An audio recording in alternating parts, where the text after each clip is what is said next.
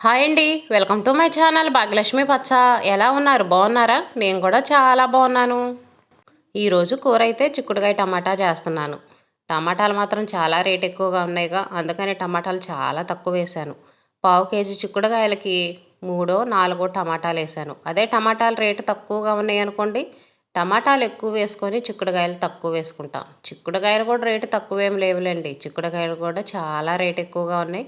పావు కేజీ రూ. 25 ఉన్నాయి. కానీ టమాటాల కంటే చాలా రేట్ ఎక్కువగా ఉన్నాయి. వీటిని మనం పావు కేజీలో దాచిపెట్టి ఉంచినా కానీ రేపటికి ఉపయోగపడవు. టమాటాలు అనుకోండి, ఈరోజు 4 టమాటాలు వండి రేపటికి 4 టమాటాలు ఉంచామనుకోండి, ఇంకో కూరలోకి ఉపయోగపడతాయి. టమాటాలు ముందు మెత్తగా మగ్గటానికి ఇంకా కొంచెం కూరలో ఉప్పు పసుపు వేసి మగ్గనిస్తాను. అవి కొంచెం మగ్గిన తర్వాత ఇంకా మసాలా అయితే 2 వెల్లుల్లి రెబ్బలైతే కచ్చాపచ్చాగా దంచేస్తాను. వెల్లుల్లి కూడా చాలా రేట్ ఎక్కువగా ఉంది. ఇంకా తప్పదు, వెల్లుల్లి వాడకపోతే బాగుండదు అన్న కూరల్లోనే వాడుకుంటున్నాం కానీ లేకపోతే అస్సలు వాడట్లేదు. పచ్చిమిర్చి టమాటా పచ్చళ్ళు వాటిల్లోకి అయితే వెల్లుల్లి వేయకపోతే ఇంకా అస్సలు బాగుండదు. చికెను వాటికి ఇంక ఇలాంటి కూరలు ఉండయి అనుకోండి, మనం మసాలా కారమే వేస్తాం కాబట్టి వెల్లుల్లి వేసుకున్నా వేసుకోకపోయినా ఏ ఇబ్బంది ఉండదు. కాకపోతే కూర అనేది కొంచెం మంచి సువాసనగా బాగుంటుందిలని 4 వెల్లుల్లి రెబ్బలు అయితే కచ్చాపచ్చాగా దంచి వేశాను.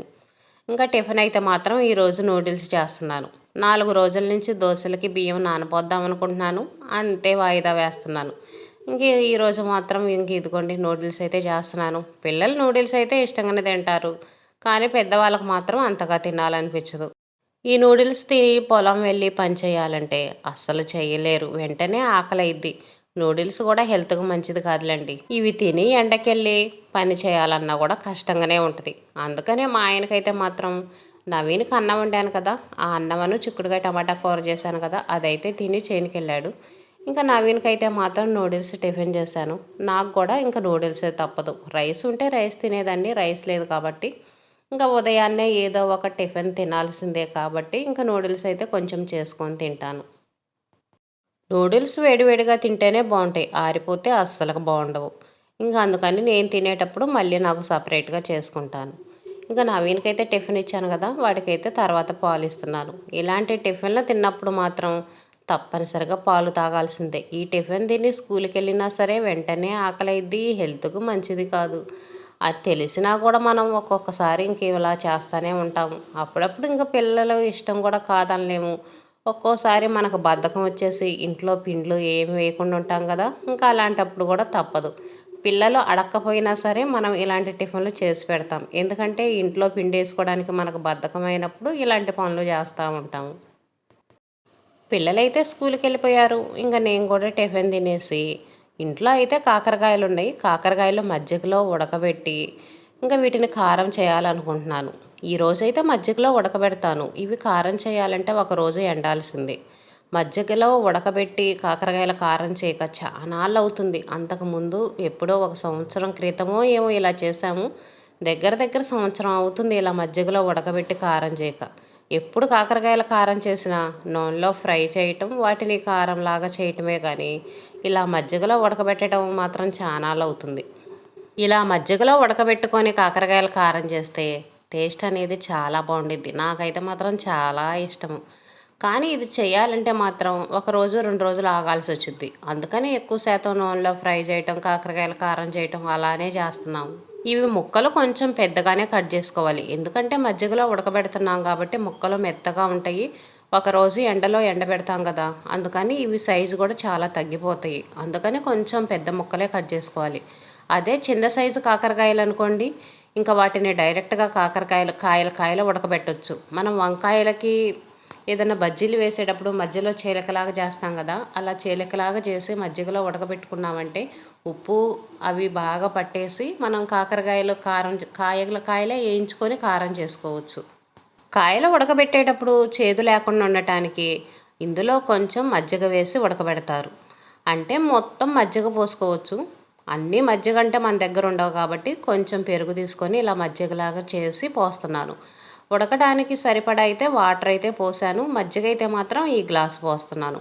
మన దగ్గర మజ్జిగ మరిన్ని ఉండయి అనుకుంటే మొత్తం మజ్జిగే పోసుకొని ఉడకబెట్టుకోవచ్చు. మీగడ మజ్జిగ చేస్తాను చూడండి, అప్పుడైతే ఆ మజ్జిగ పారబోసే పని లేకుండా ఆ మజ్జిగతోటి కాకరకాయలు ఉడకబెట్టుకోవచ్చు. మనకి ఇంట్లో పెరుగు అయిపోకుండా ఉండిద్ది. ఇంకా ఎలాగో ఆ మజ్జిగ మనం వేస్ట్‌గానే పారబోస్తాం కాబట్టి కాకరకాయలు ఉడకబెట్టుకోవడానికి వాడుకోవచ్చు. ఇంకా కాకరకాయలు చేదనేది లేకుండా ఉండటానికి ఇందులో కొంచెం చింతపండు వేశాను. అంటే ఒక చిన్న నిమ్మకాయ సైజు చింతపండు అయితే వేశాను. కాకరకాయలు అయితే అర కేజీ కాకరకాయలు. ఒక స్పూను ఉప్పు వేశాను. ఒక స్పూను, స్పూనున్నర ఉప్పు అయితే సరిపోయిద్ది. దీంట్లో ఒక అర స్పూను పసుపు వేసుకొని ఉడకనివ్వాలి. కాకరకాయలు ఉడకటానికి కొంచెం టైం ఎక్కువే పట్టిద్ది. కుక్కర్లో వండుకుంటే త్వరగానే పని అయిపోయిద్ది కానీ ఒక్కోసారి అవి మెత్తగా అయిపోతాయి. మరీ అంత మెత్తగా ఉడకబెట్టుకున్నా సరే టేస్ట్ అనేది బాగుండదు. అందుకని నార్మల్గా ఇలా ఉడకబెట్టుకున్నాం అనుకోండి, మీడియంగా ఉడుకుతాయి, టేస్ట్ కూడా చాలా బాగుంటుంది. వీటి మీద మూత పెట్టేసి మంటను మీడియం ఫ్లేమ్లో పెట్టి మధ్య మధ్యలో తిప్పుతా ఉడకనివ్వాలి. మనం పోసిన మజ్జిగ, ఉప్పు ఇవన్నీ ముక్కలకు పట్టేంత వరకు ఉడకనివ్వాలి. ముక్క అనేది మెత్తగా ఉడకాలి. ఇదిగో చూడండి, మనం పోసిన మజ్జిగ అన్నీ ఇనికిపోయినాయి కదా, ఇవన్నీ ముక్కలకు పట్టేసినాయి. చింతపండు వేయటం వల్ల ముక్క అనేది చేదు లేకుండా ఉండిద్ది. నేనైతే కాకరకాయలు ఎప్పుడు ఈ ప్రాసెస్లోనే ఉడకబెడతాను. మా అమ్మ ఎప్పుడు ఇలాగనే చేసిద్ది, ఇంక నేను కూడా ఇలాగే చేస్తాను. కాకరకాయల కారం మాత్రం సూపర్గా చేస్తారు. నీళ్ళు లేకుండా ఇంక ఈ ముక్కలన్నీ వడగట్టేసి ఇంక మనం డాబా మీద కానీ బయట ఎండలో కానీ ఎండబెట్టుకుంటే సరిపోయిద్ది. ఈ ముక్కలన్నీ ఒక ప్లేట్లో వేసుకొని ఇంక నేనైతే డాబా మీద ఎండబెట్టడానికైతే తీసుకెళ్తున్నాను. కింద ఎండ అనేది అంతగా లేదు. అసలే ఎండలు తక్కువగా ఉన్నాయి. వాతావరణం చల్లగా ఉండి ఎండలే రావట్లేదు. కింద పెడితే ఇంకా 2-3 రోజుల దాకా ఎండను కూడా ఎండవు. అందుకే ఇంక డాబా మీదకైతే తీసుకెళ్తున్నాను. మాకైతే ఇంకా కోతులు అవి కూడా రావులేండి. డాబా మీద ఉంచినా కూడా ఇంక ఏ ఇబ్బంది ఉండదు. ఒక్కరోజు ఎండబెట్టుకుంటే సరిపోయిద్ది. కొంతమంది అయితే మజ్జిగలో ఉడకబెట్టిన తర్వాత వడగట్టేసి ఇంకా ముక్కలకున్న వాటర్ మొత్తం పిండేసి వెంటనే డైరెక్ట్గా చేస్తారు. నేనైతే ఎప్పుడు అలా చేయలేదు కానీ కొంతమంది చేస్తుంటే అయితే చూశాను. మేమైతే మాత్రం ఇలా 1-2 రోజు ముక్కలు ఎండబెట్టిన తర్వాతే చేస్తాము. మా అమ్మ వాళ్ళైతే ఈ ముక్కలు మాత్రం బాగా ఎండబెడతారండి. గలగల్లాడతాయి చూడండి. మనం ముక్కను పట్టుకొని ప్లేట్లో వేసామనుకోండి, టంగున మోగిద్ది. అలా ఎండబెడతారు వాళ్ళైతే. ఇప్పుడైతే మాత్రం ఆ విధంగా ఎండబెట్టుకోవట్లేదులేండి. ఒక్కరోజు ఎండబెట్టుకుంటున్నారు. ముక్క అనేది మెత్తగా ఉంటేనే బాగుంటుంది. మరీ గట్టిగా ఉంటే కూడా అంతగా తినాలనిపించదు. ఎండలు తక్కువగా ఉంటున్నాయి కాబట్టి వీటిని జాగ్రత్తగా ఎండబెట్టుకోవాలి. లేదనుకోండి బూజొచ్చి పాడైపోతాయి. వీటిని కారం చేసే ప్రాసెస్ అయితే రేపు చూద్దాం. ఈ రోజుకైతే మాత్రం ఇంకా వీటిని ఇలా ఎండలో ఎండబెట్టేద్దాం. నిన్నైతే సరుకులు తెప్పించాను. ఇంక ఇప్పుడైతే సరుకులైతే సర్దేద్దాం. సరుకులు మాత్రం తెప్పించిన వెంటనే సర్దుతాను. ఇంకా నైట్ తీసుకొచ్చారనుకోండి, నైట్ ఇంకేం సర్దుతాంలే అని వదిలేసి ఉదయం అయితే సర్దేస్తాను. వీలైనంత వరకు సరుకులు మాత్రం ఎప్పుడు తీసుకొచ్చినవి అప్పుడే సర్దేస్తాను. అన్నిటికీ ఇప్పుడు బాగా రేట్లు పెరిగిపోయినాయండి. నూనె ప్యాకెట్లకు కానీ ప్రతి ఒక్కదానికి చాలా రేట్లు పెరిగిపోయినాయి. డబల్‌కి డబల్ అని చెప్పొచ్చు. ఇప్పుడు సరుకులు తెప్పించుకోవాలంటే మాత్రం చాలా రేట్లు ఎక్కువగా ఉన్నాయి. అందుకనే నేను ఇప్పుడు మనకు అవసరం అన్నవే తెప్పిస్తాను. ఎప్పుడైనా అలానే తెప్పిస్తాననుకోండి. ఇప్పుడైతే మాత్రం ఇంకా జాగ్రత్తగా ఇవి లేకపోతే మనకు గడవదు అన్న సరుకులు మాత్రమే తెప్పించాను. నూనె ప్యాకెట్లు ముందు జాగ్రత్తగా తీసి పక్కన పెట్టేసి ఇంక ఇదిగోండి సరుకులన్నీ వేసేసాను.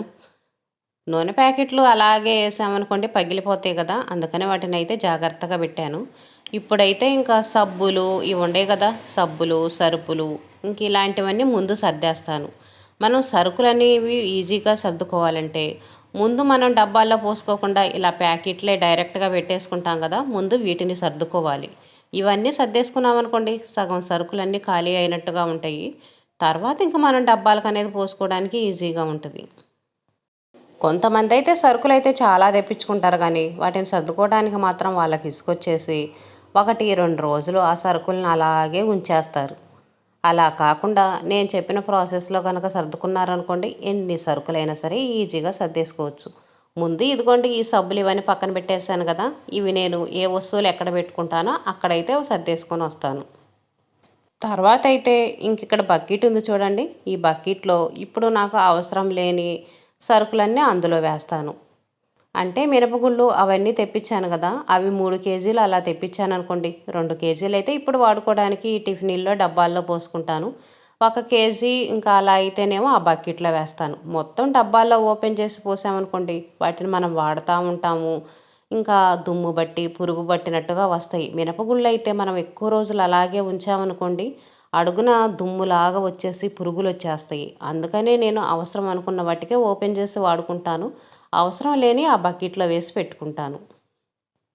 అన్నీ ఒక్క దాంట్లోనే వేసి పెట్టుకున్నామనుకోండి, మనం ఏ సరుకులు ఉన్నాయి ఏ సరుకులు లేవనేది చూసుకోవచ్చు. అలా కాకుండా కొన్ని కొన్ని డబ్బాల్లో వేసి పెట్టుకున్నామనుకోండి, మనకి ఏ సరుకులు ఉన్నాయి ఏ సరుకులు లేవు అన్నది కూడా మనకు అర్థం కాదు. ఒక్కోసారి సరుకులు ఉన్నా కూడా లేవనుకొని మళ్ళీ తెప్పించుకుంటా ఉంటాము. అందుకనే నేను ఒక పెద్ద బకెట్ ఉంది కదా, ఈ బకెట్లో వేసి పెట్టుకుంటాను.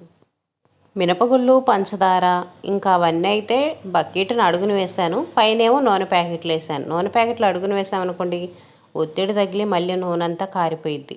నూనె కూడా నేను ప్యాకెట్లే తెప్పిస్తాను, ఎప్పుడూ డబ్బాలు తెప్పించను. డబ్బాలైనా ప్యాకెట్లైనా నూనె ఒకటే వచ్చిద్దంటండి. కాకపోతే డబ్బాకి రేట్ అనేది కొంచెం ఎక్కువ తీసుకుంటారంట, అంతేనంట. ఎప్పుడు ప్యాకెట్ అప్పుడు ఓపెన్ చేసుకొని ఫ్రెష్గా వాడుకున్నట్టు ఉండిద్దిలని నేనైతే ఎప్పుడు ప్యాకెట్లే తెప్పిస్తాను. ఫామ్ ఆయిల్ 2 ప్యాకెట్లు తెప్పిస్తాను. మామూలుగా శనగ నూనె ఉండిద్ది కదా, అదైతే 3 ప్యాకెట్లు తెప్పిస్తాను. 5 ప్యాకెట్లు తెప్పిస్తాను. సరుకులైతే నేను ఈ విధంగా సర్దుకుంటాను. ఇదేనండి ఈరోజు వీడియో. వీడియో నచ్చితే లైక్ చేయండి.